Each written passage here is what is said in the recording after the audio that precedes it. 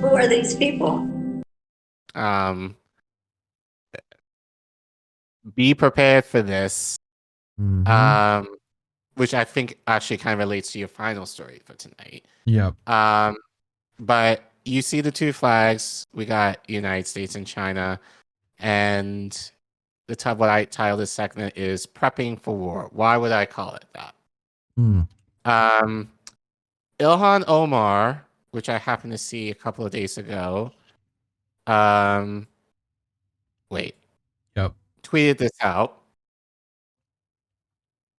where she writes, "The annual Pentagon spending bill now totals over 850 billion." Mm. Now, keep in mind, like going back to my first story, the U.S. is providing Africa with 55 million over 3 years. The Pentagon is getting almost $1 trillion in spending. Like priorities. Anyway, that's more than 55 billion over what the president requested. It is unconscionable to spend a record-breaking amount on our defense budget while thousands of Minnesotans in my district struggle to make ends meet. Pentagon spending now totals more than transportation, veterans, education, justice, international affairs, the environment, housing, science, space, job training, and employment combined. Our spending priorities should reflect our values. It is not moral to spend more money on the Pentagon budget than we spend on priorities that impact the daily lives of my constituents. We have a responsibility to reduce our exorbitant military budget and spend more money on housing, education, childcare, and healthcare. I totally agree. Mm-hmm. Not only does this legislation further fund endless wars, but it continues to harm our reputation around the world. It includes egregious funding to extend the failed war on drugs mentality in Colombia that has led to some of the worst human rights abuses in the world.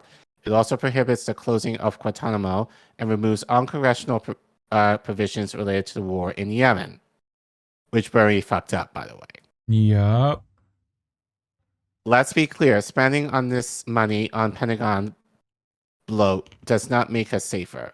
We can focus our energy on critical efforts like assisting the Ukrainian people in fighting off an illegal Russian invasion. No. Fuck you. Thank you, Jimmy. Without spending over 850 billion on wasteful contracts. For these reasons, I oppose this bill. Okay? Mm-hmm. So, most of what Ilhan said there, I agree with. You know, but as I said, there's a lot more that she didn't say that I'm sure she may not be aware of that Andre Damon from World Socialist website apparently reported. Record U.S. military budget prepares for quote unquote future conflict with China. Mm. And so he writes, thank you. With no serious public debate or discussion, the U.S. House of Representatives voted Thursday to spend nearly $1 trillion on the military over the next year, funding the proxy war in Ukraine against Russia and plans for a military conflict with China. The vast majority of both Democrats and Republicans in the House voted to spend another $858 billion on the U.S. military, a figure 45 billion higher than President Joe Biden had requested and 8% higher than last year's budget. The principal target of the bill is China, with congressional lawmakers publicly discussing preparations for war with the world's most populous country in barely veiled terms. So notice how they said, like, they had no time to read through it, which is very typical for a lot of these bills. Like, I think they're given, like, depending A on day minutes or something like, yeah. or day, and, like, the packet is, like, as thick as, like, a ream of paper, basically. You know, so yeah, Ilhan, like, great, you said mostly the right things, but, like, are you aware that, like, this money is in preparation for future war, basically. And if you're aware of, and yeah, she sounded the alarm kind of, but like, the question is, what is she planning to do about it? Is the question. So, but anyway, continue. This year's National Defense Authorization Act takes concrete steps forward preparing for a future conflict with China by investing in American hard power, strengthening American posture in the Indo-Pacific, and supporting our allies, Wisconsin Republican Representative Mike Gallagher said. In a press statement, Gallagher praised the fact that the bill provides similar drawdown authority to arm Taiwan as we have Ukraine. Despite the war in Ukraine being used as the justification for the massive surge in military spending, the central focus of the bill is U.S. preparations for military conflict with China. For the first time in U.S. history, the United States is directly arming Taiwan, providing $10 billion in arms over 10 years. The direct arming of Taiwan strikes yet another major blow at the One China policy. Taiwan is by far the most referenced geographic area in the bill, with 438 mentions, more than Russia with 237, and Ukraine with 159. The bill ends the requirement that the Pentagon provides competitive contracts for military procurement, opening the door to massive price gouging by military contractors Raytheon, Lockheed Martin, and Boeing, which are already posting record profits fueled by the bloody U.S.-provoked war with Ukraine. Whether you call it wartime contracting or emergency contracting, we can't play around anymore, a senior congressional aide told Defense News earlier this year. This wartime contracting means that arms dealers will be free to charge taxpayers effectively whatever they want with no serious oversight or regulation. Even as Congress slashes funding for vital measures to save lives in the COVID pandemic, including vaccines and testing, it is recklessly throwing money at the Pentagon. Every department of every service will get more money without exception. The U.S. Navy would get $32 billion for new warships, including 3 R. Lee Burke-class destroyers and 2 Virginia-class submarines. And the Pentagon is authorized to purchase a further 36 F-35 aircraft, each costing approximately $89 million, or enough to build 6 school buildings. The bill continues the current transformation of the U.S. military from a force aimed primarily at subjugating and terrorizing former colonies, such as Iraq and Afghanistan, into one prepared to fight wars with, quote-unquote, peer competitors, such as Russia and China. Commenting on the planned retirement of the A-10 Warhawk attack aircraft,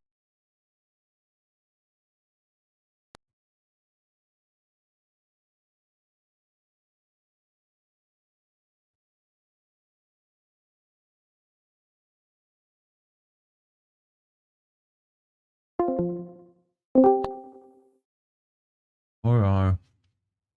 If we get. Yeah. wait. Okay, here we go. The U.S. media has largely ignored the House passage of the largest military budget in U.S. history, treating it as a routine event, of course. But what coverage does exist of U.S. military spending has been devoted to demands for its expansion. The bills include a major concession to fascistic forces that make up a substantial section of the U.S. military, repealing the COVID-19 mandate for military personnel 30 days after the bill's passage. Ahead of the House passage from the NDAA, the U.S. military announced a dramatic increase in weapons production, vowing to triple annual production of 155mm artillery shells. Oh. Someone's saying there's no sound. I fixed it. It already happened. Okay. We want to be able to build our stocks to not just where we started the war, but higher. We're posturing for a pretty, over a period of 3 years, a dramatic increase in conventional artillery ammunition production, Doug Bush, the Assistant Secretary for the Army for Acquisition Technology and Logistics, said last week. The passage of this bill is aimed at putting into practice a series of military strategy documents released earlier this year, which proclaimed the 2020s the decisive decade in the U.S. struggle for world domination. In June, the U.S.-led NATO alliance pledged to prepare for high-intensity multi-domain warfighting against nuclear-armed peer competitors such as Russia and China. In October, the U.S. National Security Strategy pledged to win the competition of the 21st century.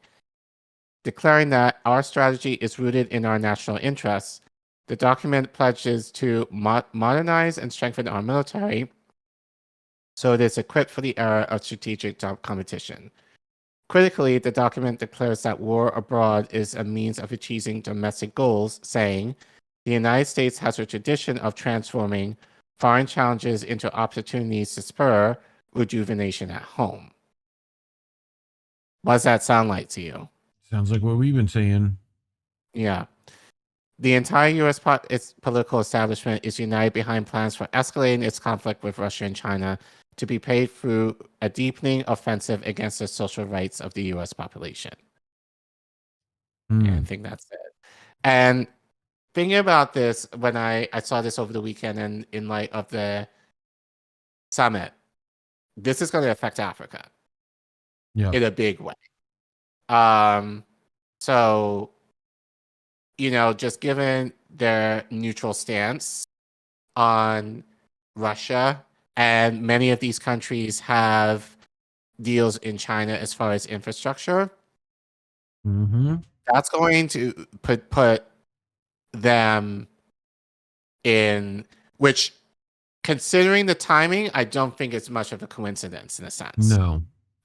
I feel like this is a way of kind of enticing Africans to say, you need to work with us because right now, Russia and China, we're going to basically go into war with them, and basically there is no way that you can do any trade or work on any infrastructure in your countries anymore. You have no choice but to work with us if you want, which I think is the most, again, this is just my speculation, but I don't think I'm too far off the mark on that. No. I think it's the most sadistic and the most horrendous thing, like the US is planning to do, because they want to kind of be, the world power, whereas, and we mentioned this on the show, this is their fault. Like what's happening in China is of our doing, especially given with NAFTA. So, it's just that China took advantage of the situation and now have become extremely profitable. And the US is basically like, fuck this, like we can't have that. So, and Russia as well. Russia has proven that they're able to withstand somewhat, being isolated, in terms of, their economic development. They've been able to kind of withstand that. So, and China as well. China is basically independent of any foreign power, like right now. So, like, and they're doing it. They're like building infrastructure. They're doing like the same. Right. They're like, hey, you need school? We'll build that. Hey, you need a. It's like we're walking right into the economic trap that, like, I don't think it's going to go well for us. It's not going to go well, but I think especially in the global south, it's definitely not going to go well for them. I think they're going to do better than us in this case. Like, but I think it depends. I think it depends. I think it depends where. I think maybe in Latin America, I think we'll be okay because they're already kind of making that moves as far as being more socialist and kind of recognizing how moving away from moving away from the US. Western Africa, hegemony. Unfortunately, it's not. Well, I wouldn't say they have that same stronghold. Like, the West still wants Africa, but I think especially more given like their relationship with China, more especially, like that's where I see a lot of those issues in Africa on the forefront. It's in particular. Yeah. So.